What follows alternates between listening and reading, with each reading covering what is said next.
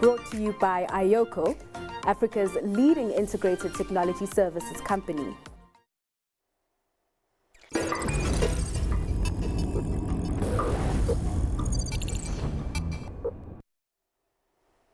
Now, Ilitha Telecommunications, spearheaded by former SAA CEO Vuyani Jarana, has secured over 400 million rand in funding from Meridiam. The proceeds will be used to expand Ilitha's fibre network to connect 500,000 low-income homes to the web. This amid government battling with its rural connectivity initiative, SA Connect. Business Day's Mudiwa Gavaza joins us with greater perspective on what Ilitha's progress in this space means for the economy. Mudiwa, thanks so much for your time. So just give us an overview of this deal and what the funding structure looks like. So it's an interesting one, and good afternoon, Ntaoleng. It's a very interesting one because, like you said, rural telecoms infrastructure is a tough one. And it tends to be a tough one because outside of the cities, in your cities, you're used to seeing ubiquitous connectivity, whether it's on your mobile phone, fiber on the street. In certain parts of Johannesburg, you can even have 3 or 4 different fiber operators on the same street.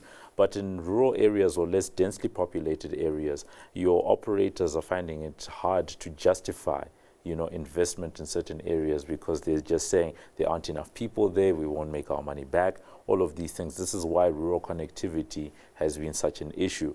But, Vuyani seems to have, impetus in his mind or a conviction to say that there's an opportunity, in that particular space. And he actually, in my interaction with him, actually described what they're doing with Ilitha as sort of like a private sector version of what SA Connect is trying to do. They currently have around, it should be 7,000 to 8,000 homes that are connected. And basically what they do is they have, Wi-Fi hotspots. Of course, it's at your house. But instead of just, being at your house, you can actually move between different houses in a community that have access to that same subscription. So if you are an Ilitha customer at your house, and then let's say a couple of your other neighbors also have the Ilitha service at their house, when you go there, your phone automatically connects, and then it will be drawing down on your particular subscription, right? So they've been able to create almost, I call it a hybrid between what's considered public, what we call like a public access network versus private and at your house, because at your house, the moment you get out of your house, you're done with your connectivity, right? But they've been able to create a system where you can have, the same network operating in a community, but still have it as if it's your own, Wi-Fi network at your house. I'm trying to understand this a bit more, right? Is it in terms of the infrastructure of it, is it a router situated at a house that anyone can connect to, or other customers of Ilitha can connect to? So that's what I meant when I said they've been able to come up with like a hybrid. So for example, if your fiber operator, let's say in Joburg, let's say at my house, right? I'm using AfriHost, Cool Ideas, whatever it is, right? Someone else who's also a Cool Ideas or AfriHost customer can automatically connect when they are within connectivity of another hotspot that is being provided by Ilitha, right? So that's how it's working. So it's routers in people's houses, right? But because they're all using the common Ilitha network, people's phones and devices are able to then connect, automatically in that sense. So Meridiam putting in 420 million rands into the initiative, into the project. Is this enough? Because I know, these kind of projects are really capital heavy. Well, the 400 million is basically just for the first year.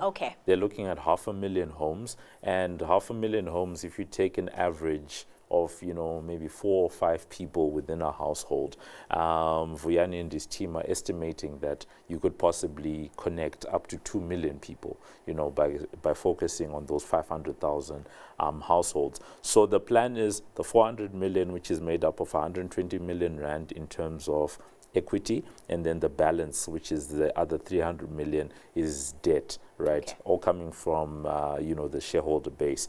That is going to help them to, get through that 500,000 and get through the first year.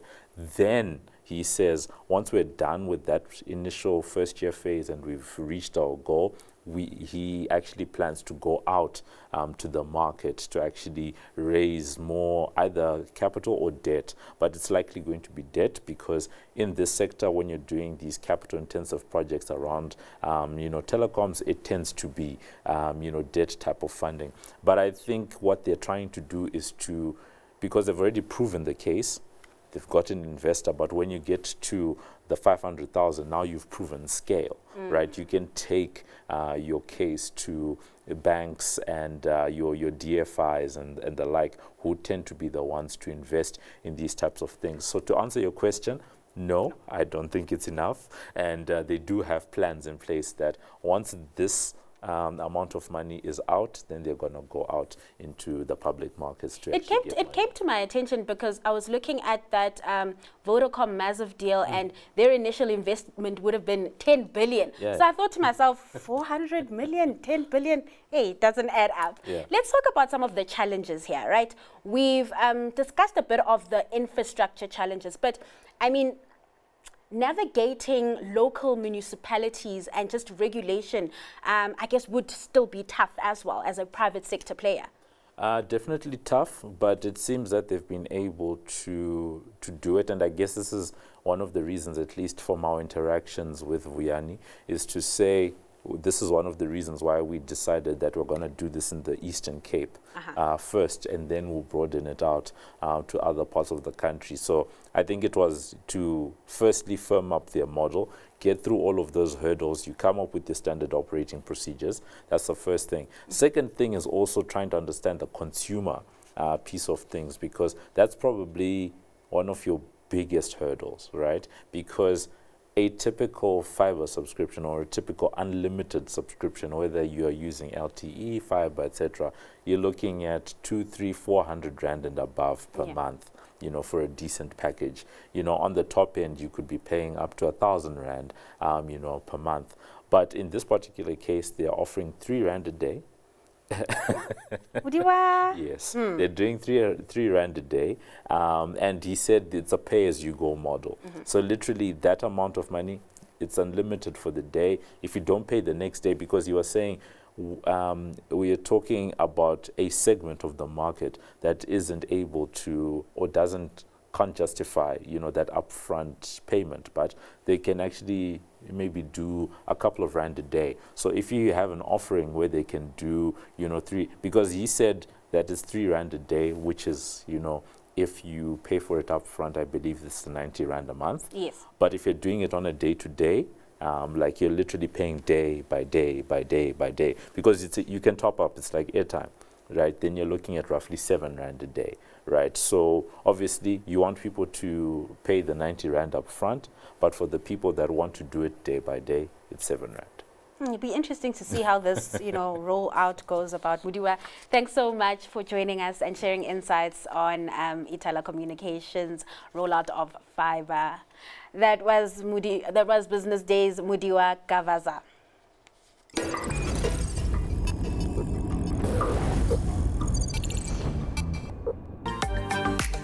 Brought to you by IOCO, Africa's leading integrated technology services company.